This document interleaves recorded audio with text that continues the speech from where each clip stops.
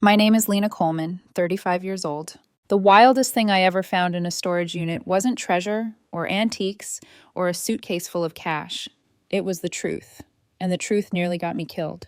When people ask how I got into buying storage units, they expect some romantic answer about loving history or rescuing forgotten memories. The reality is less poetic. I lost my job at an insurance company and needed to pay off my student loans before they swallowed me whole. What started as a desperate side hustle became my full-time life. The first unit I ever bought was a disaster. I paid $200 for a 5x5 filled with moldy clothes and broken appliances. The smell hit me before I even pulled the first box out. I hauled everything to the dump and made exactly $0. I cried the whole drive home, my pickup rattling like it was laughing at me. The second unit made me $800. The third made me $200. By month 6, I was hooked. It wasn't just the money. Don't get me wrong, the money mattered. Some months I scored big enough to cover my rent and loans in one go. Other months I barely scraped by. But the adrenaline of it all? That got under my skin and stayed there. Every lock cut was like opening a present. You never knew if you'd find junk or something that would pay your mortgage for 3 months. My boyfriend Ethan called it dumpster roulette. He said it with a half smile, half wince, like he wasn't sure if he should be amused or concerned. Ethan worked in the city's finance department, the kind of job with a steady paycheck and a retirement plan. He loved spreadsheets. I loved mystery boxes. Somehow it worked. Most days. The storage auction world is smaller than you'd think. Same faces, week after week, following a rotating schedule of facilities across 3 counties. There's an unspoken hierarchy. You've got the veterans, the ones who've been doing this since before reality TV made it trendy.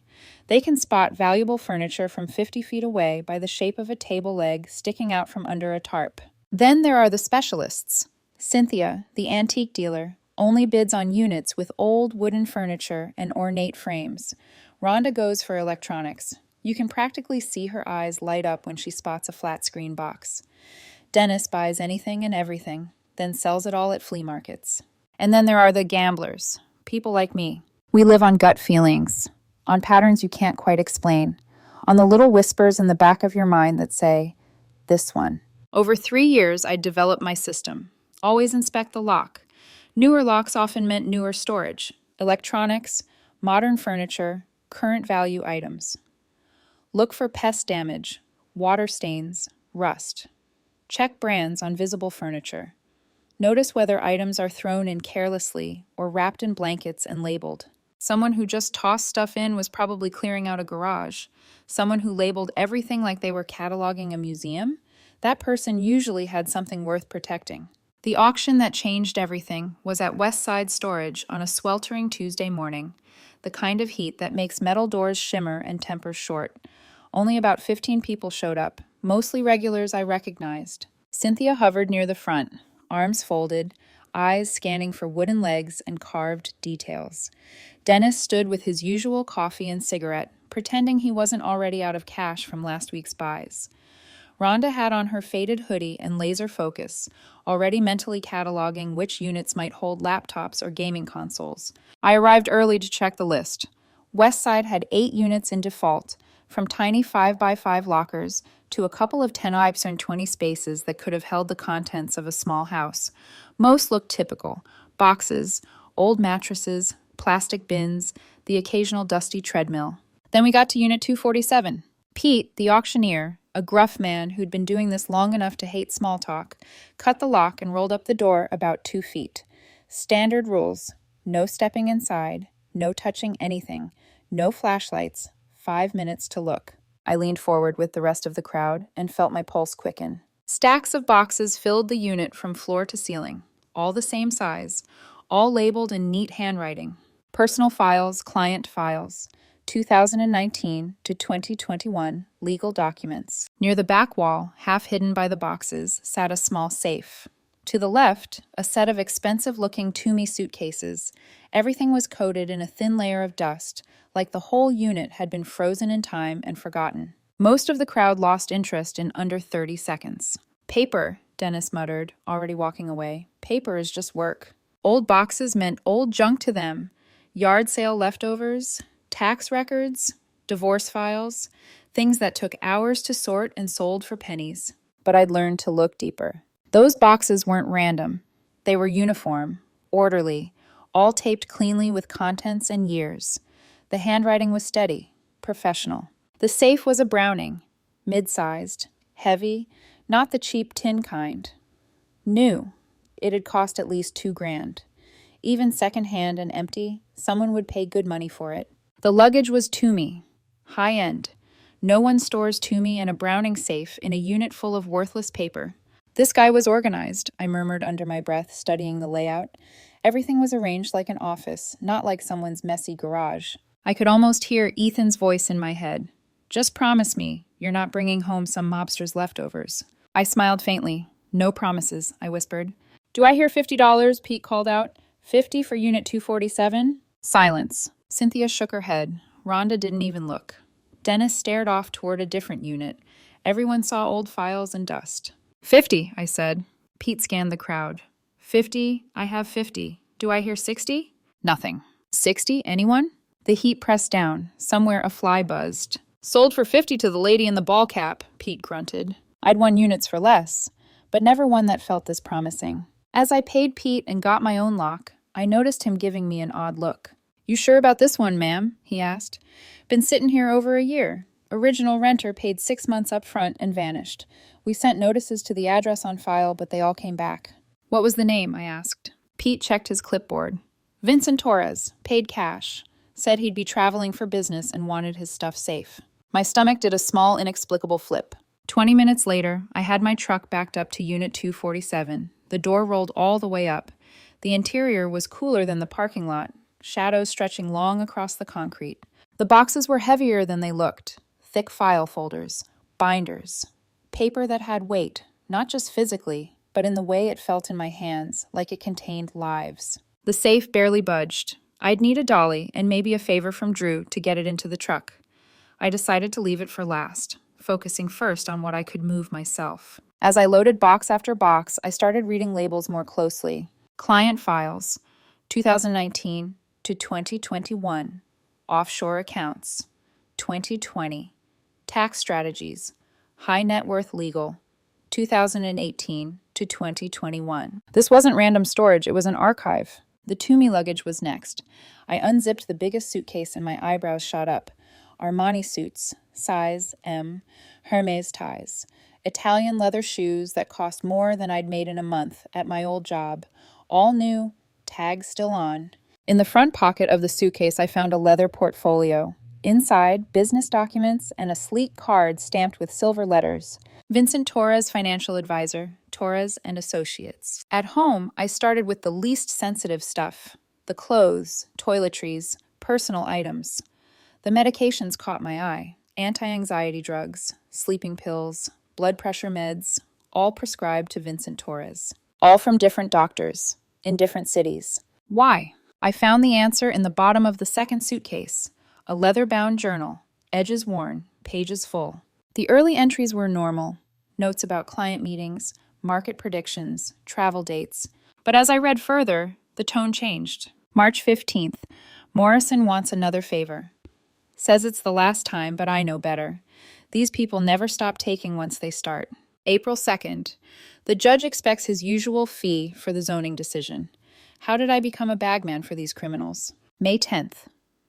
They're asking me to move money for people I recognize from the news. Drug dealers, I think. If I refuse, they'll destroy me. If I comply, I become part of something much worse. My hands tightened around the journal. The entries grew more fragmented after that. Sleep deprivation, paranoia, mentions of being watched. Then a single line underlined 3 times. I need insurance. I closed the journal slowly and looked at the boxes stacked against my living room wall. Client files, offshore accounts, legal documents. This wasn't junk. This was leverage. I opened the first box labeled Client Files, 2019 to 2021, and pulled out a folder at random.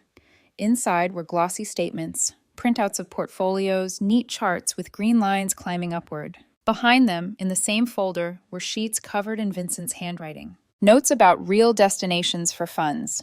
Names, numbers, arrows connecting shell companies to familiar organizations. 2 sets of records for every single client.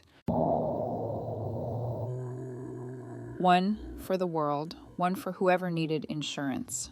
I sat back on my heels, heart pounding, staring at the damning columns of ink. I had gone to Westside Storage, hoping to find something I could flip for a few $1,000s. Instead, for $50, I had just bought a stranger's get-out-of-death plan, and I had no idea yet how many powerful people would be willing to kill me to get it back. I didn't sleep that night. The boxes loomed in my living room like gray monoliths, each one a sealed confession. Every time I closed my eyes, I saw Vincent's handwriting on that one underlined sentence: I need insurance. By morning, the air in my apartment felt heavy with paper and secrets. I made coffee I didn't taste and sat cross-legged on the floor, a file box in front of me like a bomb I was too curious not to touch. I started with the one that looked the safest: Client Files, 2019 to 2021. Safest. That turned out to be a joke. The first folder was for a man named Graham Holt.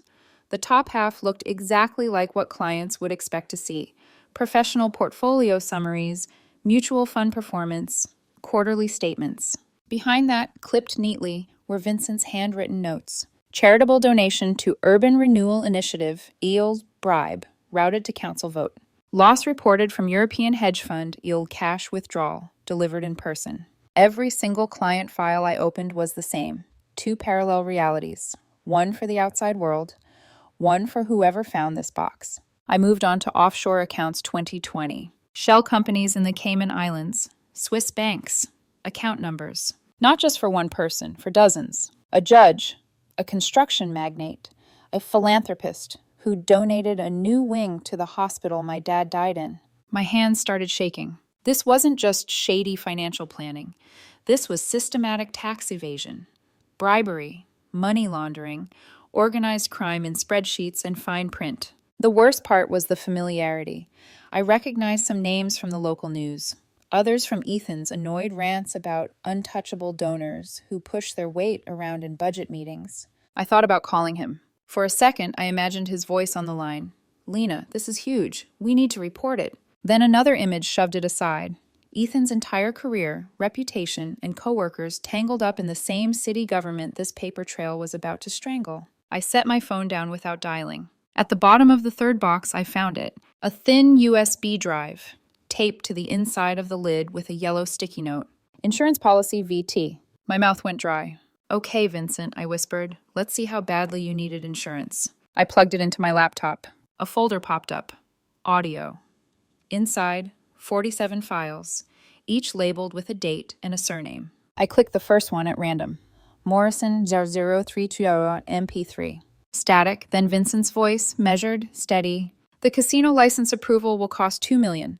Half goes to the mayor, half gets distributed to the city council votes we need. I'll route it through the environmental consulting contracts like usual." Another voice answered, smooth, confident, the kind of voice used to microphones and podiums.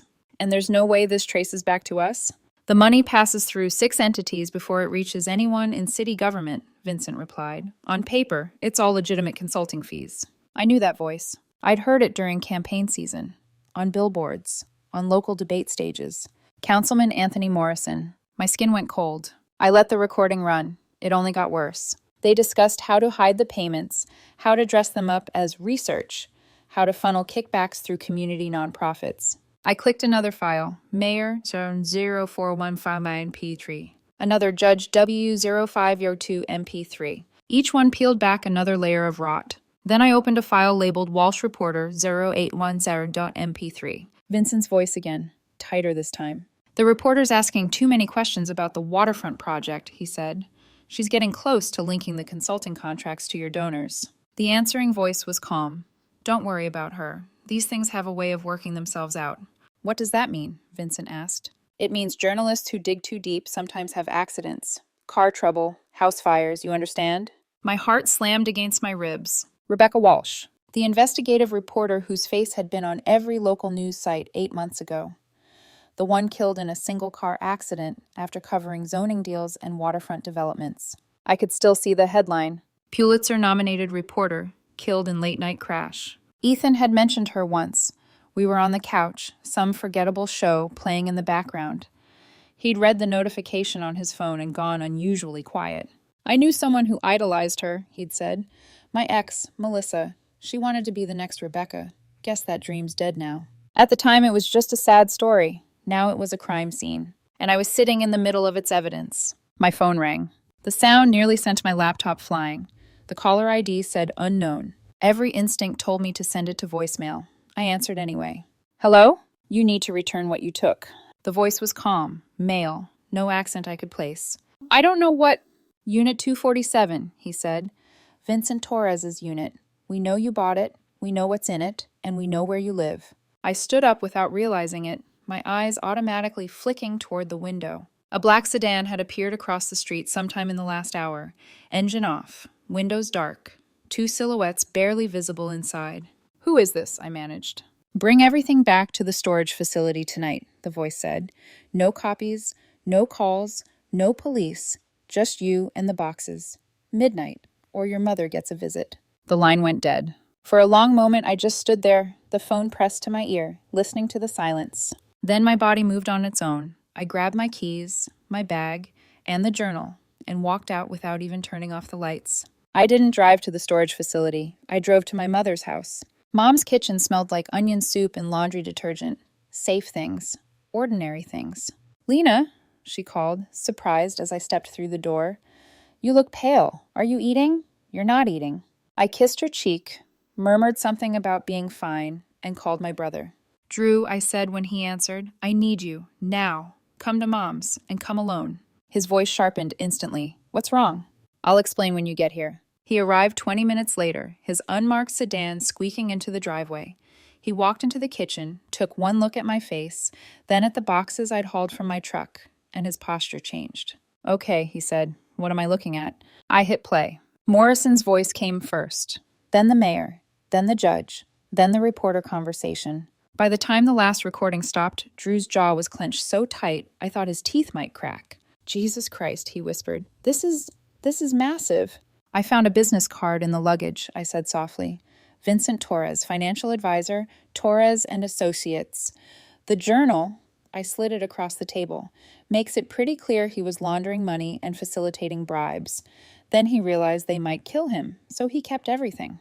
How many recordings are there? 47? And paper records? Boxes, I said, and a safe I haven't opened yet. Drew rubbed his face.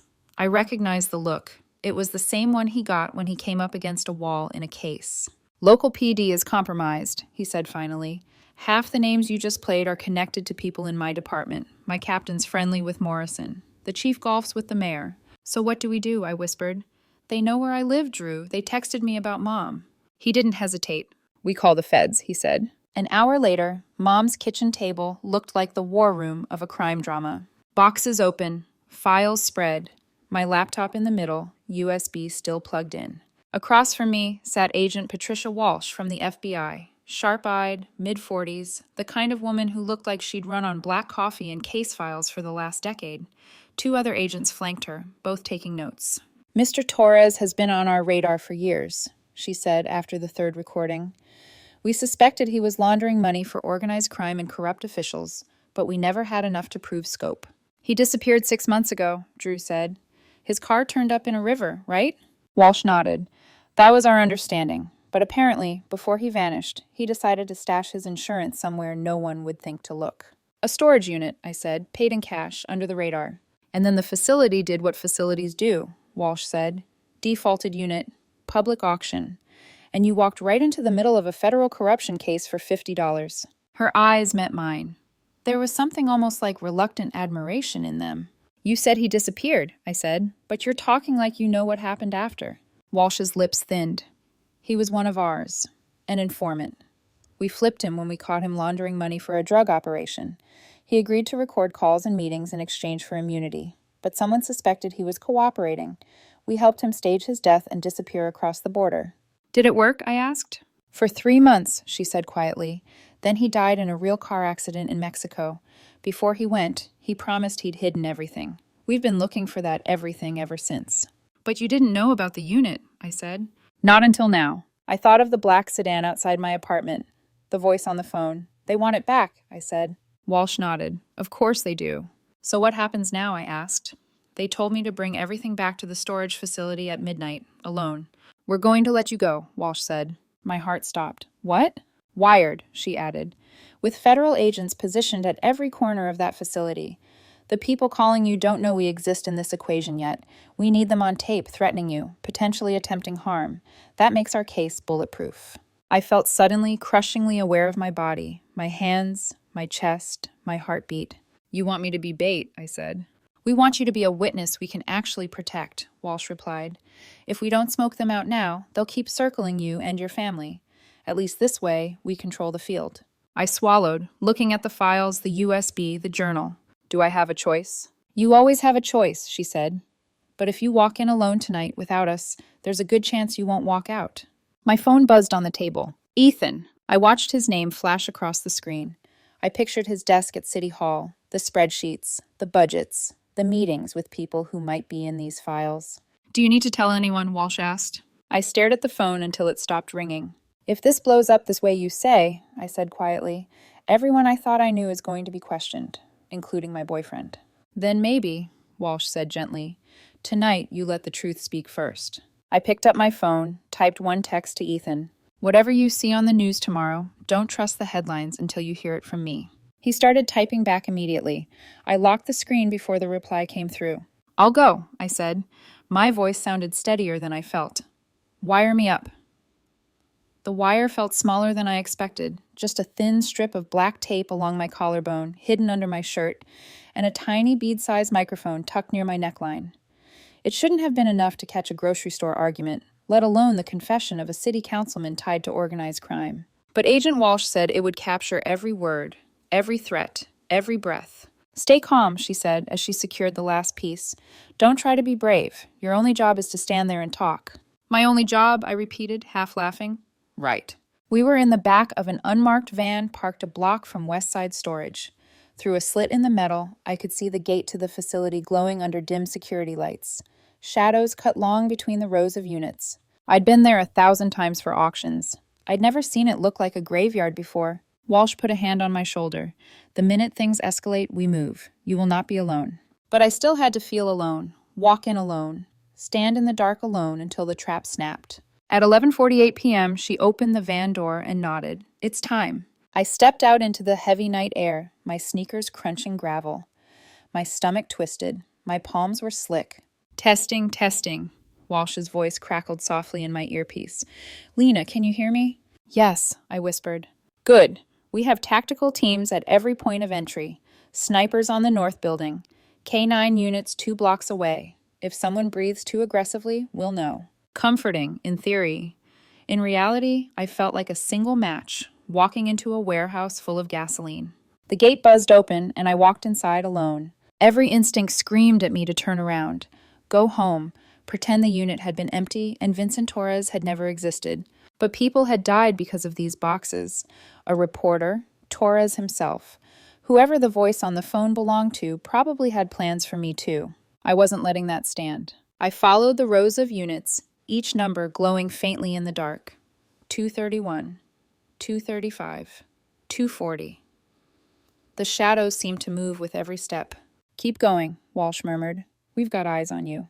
When I reached Unit 247, the air felt colder, heavy. I stopped, turned. That was when a man stepped out from behind the adjacent row. Tall, sharp suit, calm eyes. The kind of man who looked more at home on a debate stage than in a blacked-out storage yard. Ms. Coleman.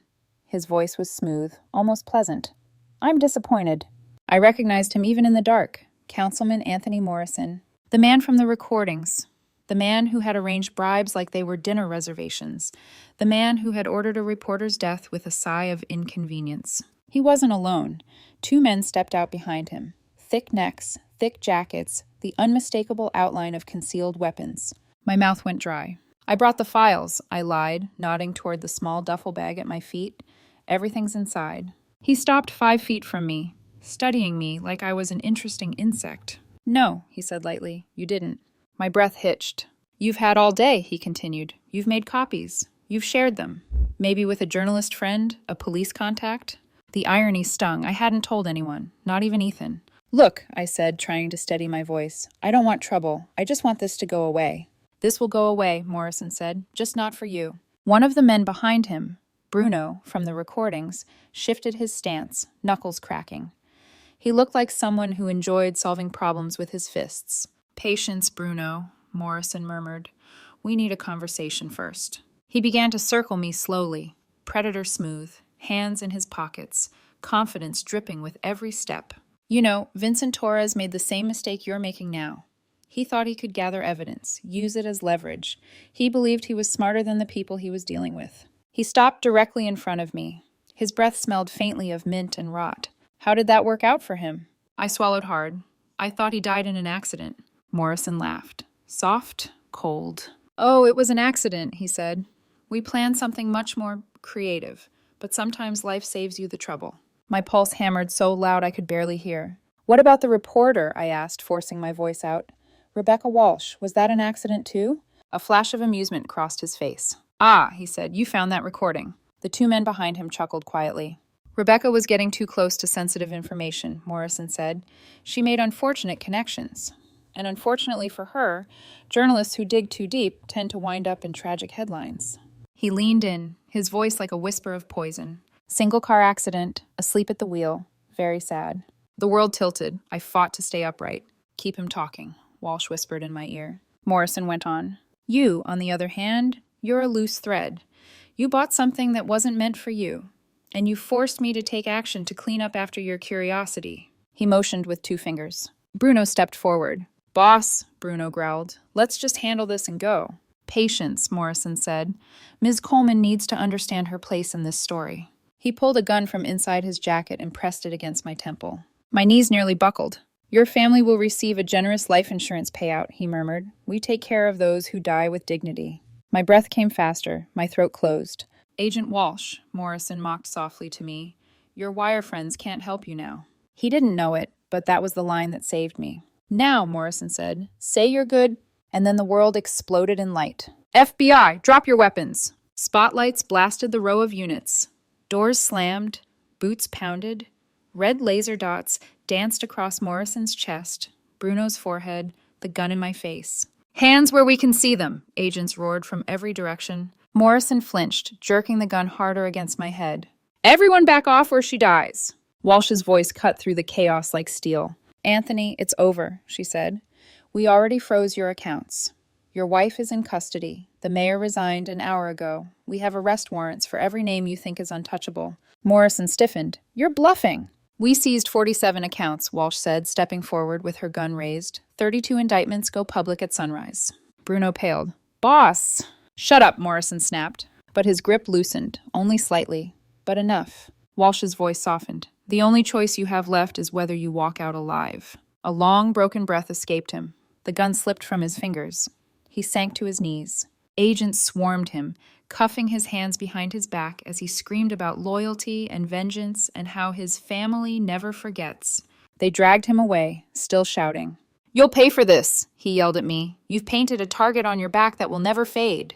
Walsh grabbed my arm, pulling me behind cover. "Ignore him," she said. "It's over." But as I stared at the place where Morrison had stood, the words echoed in my skull like footsteps behind me. This wasn't over, not even close. I didn't expect the nightmares to start so soon, or to feel so real. For weeks after the raid, I jolted awake at random hours, heart pounding, sweat cold on my back, because I swore I heard Morrison's voice whispering in my ear. My family will never forget.